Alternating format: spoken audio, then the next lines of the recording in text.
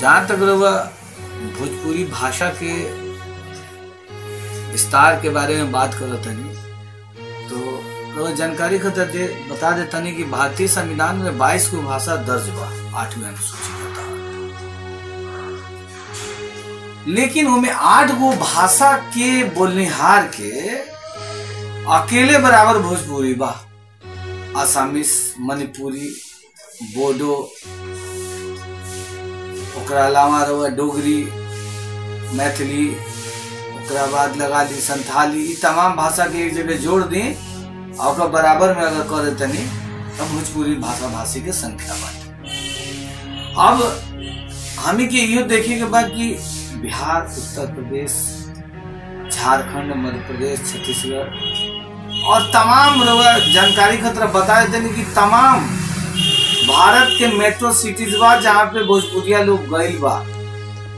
वो जमाना रहे 1834 से 1920 तक मास माइग्रेशन भइल भारत से, लोग एग्रीमेंट पर गए, लोग दास प्रथा खत्म भइल पूरा दुनिया में 1833 में, और 1834 से वो नया प्रथा शुरू भइल लेबर ऑन एग्रीमेंट के ऊपर दुनिया में लोग गए।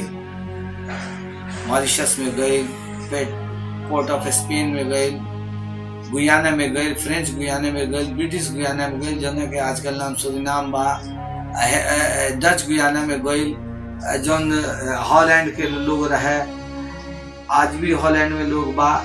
भोजपुरिया लोग पूरा दुनिया फैलल बा, पूरा साउथ अफ्रीका में चल जाए। और हमके याद है कि एक भाषा पे अगर बात करब तो जे सीजल किताब लिखत आते उनमें वो कहता है भोजपुरी जोन बाटे एक ऐसा लैंग्वेज बा जोन की कहता there is no such language in Fiji,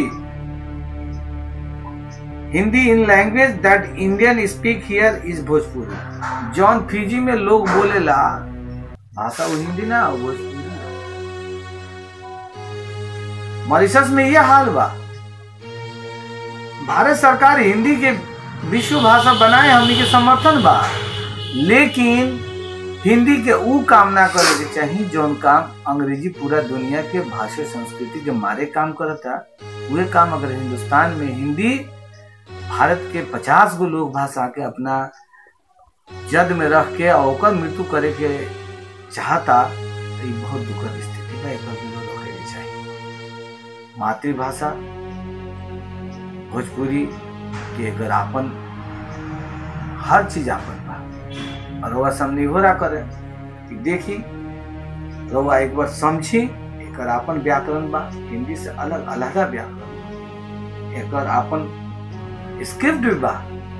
Kaithi script पूरा एक षड्यंत्र के तहत कैथी स्क्रिप्ट के खत्म करल गए। जैसे कि फारसी जब स्क्रिप्ट चलत रहे तो रोना बहुत लोग नागरी विलाप और कौन कौन विलाप कैलक, गरीबनाथ चौबे वगैरह के किताब पढ़ ली रहो समझ में आ जाई। सवाल ये उठता कि जब ये लोगों ने मिल के सारा स्क्रिप्ट के कैथी स्क्रिप्ट जो कि शेरशाह सूरी के दरबार के स्क्रिप्ट रहे और बाद से तमाम जो उठा के देख ली खाता खतिहान तो सब हम की ओर कैथी में काम होत रहे, तो फिर वो कैथी स्क्रिप्ट के खत्म कैसे करिए एक अध्ययन होते। जब आज ग्लोबलाइजेशन के दौर में तमाम भाषा जोन बाटे छोट छोट भाषा की मृत्यु होता, round linguistic survey of India के रिपोर्ट रहे कि 1640 गो मातृभाषा रहे। आज people linguistic survey of India जो की गणेश देवी, प्रोफेसर गणेश देवी के तहत के देख रेख में अभी पूरा भारत के सर्वे कैले 2 साल पहले, तो बतावत आई बात के कि 840 गो आज से 4 दिन पहले पेपर में आई 40 गो मातृभाषा की मृत्यु होके जा रहा भारत में। बिल्कुल मरे कगार पे बा। आखिर मरे कगार पे काहे बा, एक भी अध्ययन होके चाहिए। और ये संक्रमण काल में अगर हमें के अपन मातृभाषा ला अगर आवाज नहीं उठावत तो हमियों के भाषा के साथ एक दिन नहीं तरह हुई। लेकिन हमें के भोजपुरिया बहुत एक संघर्षशील जन बाटे की समाज है, कभी भी अपन हार न मानेला और अपन जज्बा से और अपन संघर्ष से मॉरिशस के जब हम के स्वर्ग बना सकता है तो भोजपुरी भाषा के मान्यता इस सरकार न दी। सरकार के देवे पड़ी। व्हिटनी कॉक्स शिकागो यूनिवर्सिटी में साउथ एशियन लैंग्वेज का विद्वान कहता आई बात के कि दुनिया में जब सारी भाषाएं विभिन्न इस ग्लोबलाइजेशन और क्रोनिक कैपिटलिज्म के तहत मरती जा रही हैं, इस दौर में एक भोजपुरी भाषा ऐसा भाषा है कि जौन दिन प्रतिदिन रात दूना दिन दूना रात चौगुना प्रगति कर रहा है। मतलब कि एक कारणों बताओता इस चीज के लिखत कारण भी बता रहा कहता कि कैसे संभव भइल। ई संभव भइल इंटरनेट से, ई संभव भइल डायस्पोरिक सिनेमा से, ई संभव भइल भोजपुरी फिल्म से। भोजपुरी फिल्म के भी में कम अवदान नहीं थे। तो भाषा समस्त भारत में भोजपुरी भारत के अलावा अभी देशन में लगातार बढ़त जा रहा है।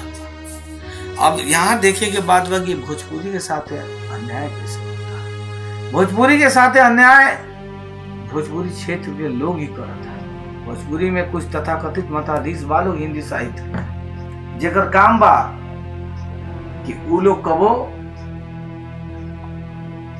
सरकार से जाके मिलके भोजपुरी के खिलाफ लिख के देता, तो कभी सरकार के बतावे की कोशिश करता कि भोजपुरी के संख्या निकल जाई तो भोजपुरी हिंदी कमजोर हो जाए। हम कहता नहीं कि देश आजाद होने के बाद से भोजपुरी हिंदी आज तक ले राष्ट्रभाषा काहे ना बना। पहले तो सरकार से ये सवाल बा कि ऑफिशियल लैंग्वेज के दर्जा राजभाषा के दर्जा कब तक। राजभाषा मतलब 22 के 22 जो संविधान में भाषा बा वो सब राजभाषा। सवाल ही बटे कि सरकार अभी तक राष्ट्रभाषा काहे ना बनेगा। तो कारण बा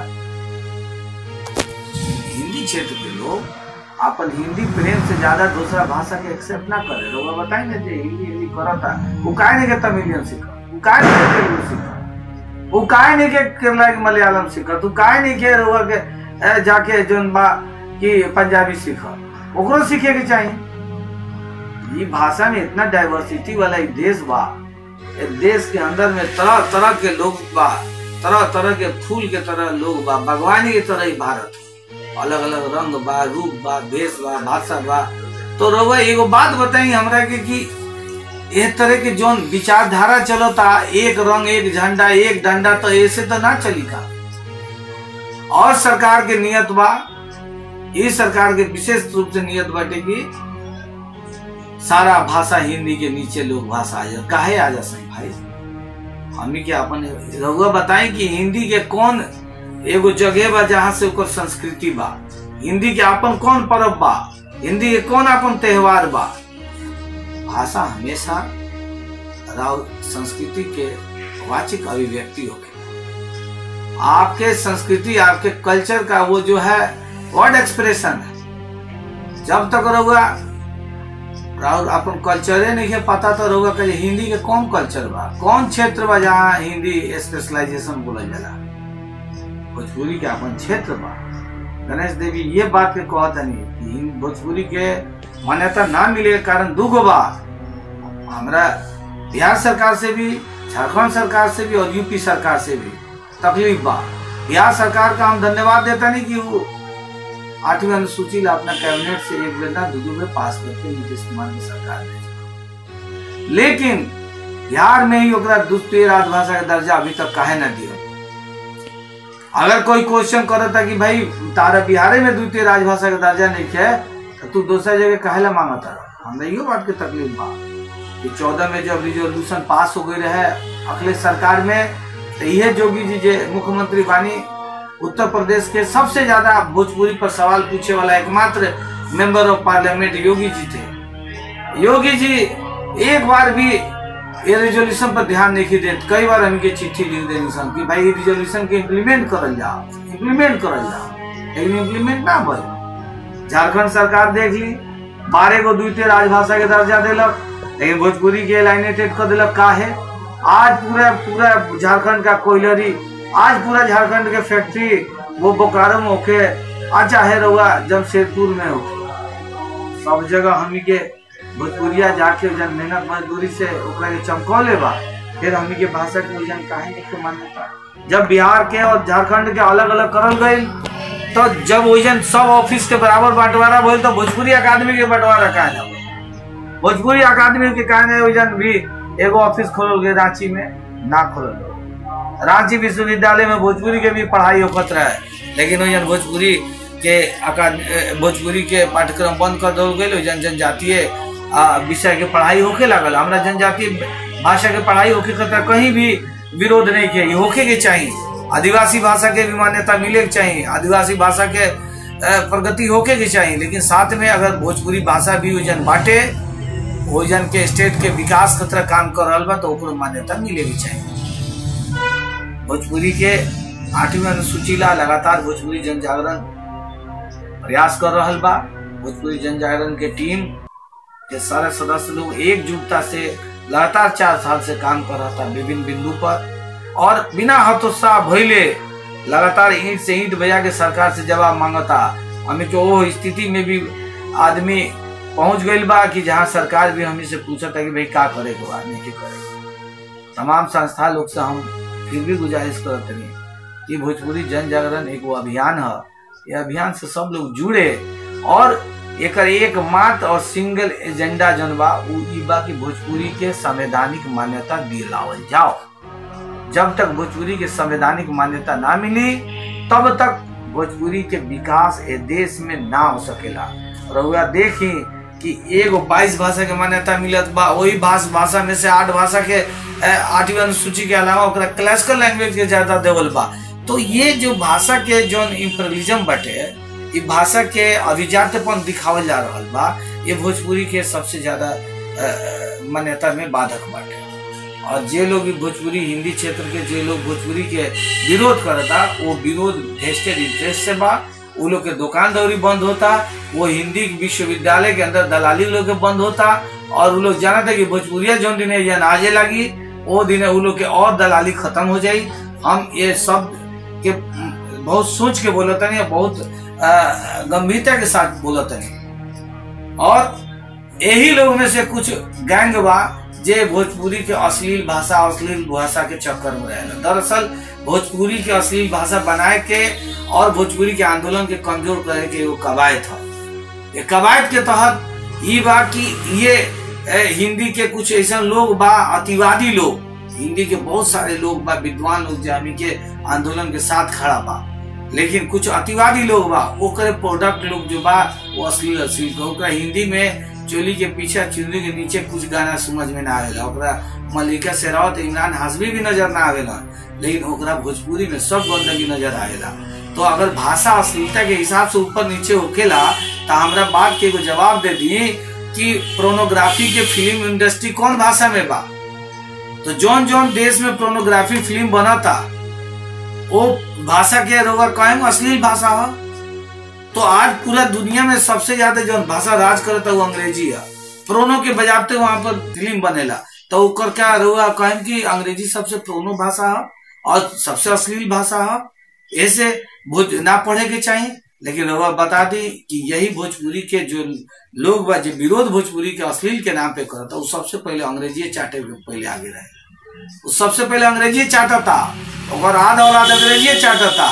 और हम इतना लोग के गारंटी के साथ बताओ तनी कि हम के तो अंग्रेजी पढ़ के भोजपुरी क्षेत्र में आयल बानी सब काम करेला, लेकिन हम वो बात के सीधा सीधा कहते हैं कि अंग्रेजी हमारे ला टूल है। हमारा सब भाषा प्यारा लगेला, सब भाषा माँ के प्रति लगेला और सब भाषा का हम सम्मान करेला। लेकिन भोजपुरी भाषा पे अश्लीलता के जब बात आई तो हम वो लोग से पूछे कि बताओ कि कहाँ इंडस्ट्री का प्रोनो फिल्म, कहाँ से प्रोनो फिल्म बनेला?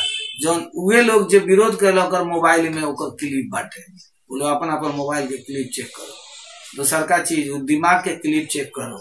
तीसर का चीज जे अभी बहुत सारे लोग भोजपुरी आंदोलन के हमें के जन जागरण अभियान के प्रति कई सारा साइनिकल बात करेला, तो उ लोग पहले जवाब देवे कि ओकर आध औलाद भोजपुरी पढ़ता। ये बात गंभीरता सोचने की जरूरत बा।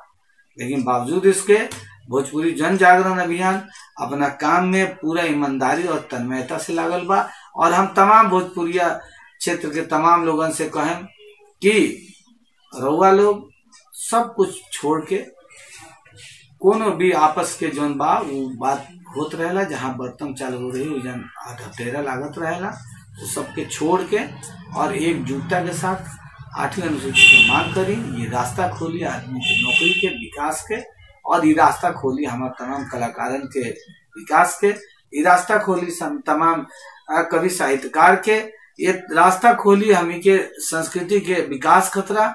ये हमारे चित्रकार पेंटिंग करे वाला लोग के, गीतकार के गीत गायक लोग के, हमी के लोगन के ना चाहिए का पद्म पुरस्कार, हमी के लोगन के ना चाहिए का साहित्य अकादमी पुरस्कार, का हमी के लोगन के यूजी से मान्यता ना मिले चाहिए। कब जब बोडो के और नेपाली के सबके मान्यता मिलल बता, का भोजपुरी के प्रोफेसर ना हो, बीएचयू में पढ़ाई होता है तो का होता, इग्नू में पढ़ाई होता तो का होता, कैसे आखिर पढ़ाई होता। भोजपुरी साहित्य का के बहुत बड़ा लमहर चाकर विशाल बढ़न भंडार बा। अभी तो ओकर अध्ययन शुरू नहीं के भाई, ओकर असली अध्ययन तो तब शुरू हुई जब यूजीसी या तमाम विश्वविद्यालय या आईसीसीआर जैसे संस्था एक के फंडिंग करके एक ऊपर काम करे खतरा पाए। हम यही से सब लोग के एक बार पुनः निवेदन करतनी कि भोजपुरी भाषा के जो ये आंदोलन बा, मान्यता आंदोलन बा, जना के जन जागरण अभियान चला रहा बा, बड़ी ईमानदारी के साथ चला, ओकरा साथे लोग जुड़ी और एक कोच के संवैधानिक मान्यता के जन हमी के मांग बा, वो मांग से रउआ अपन समर्थ सहयोग करी और साथे खड़ा होके जब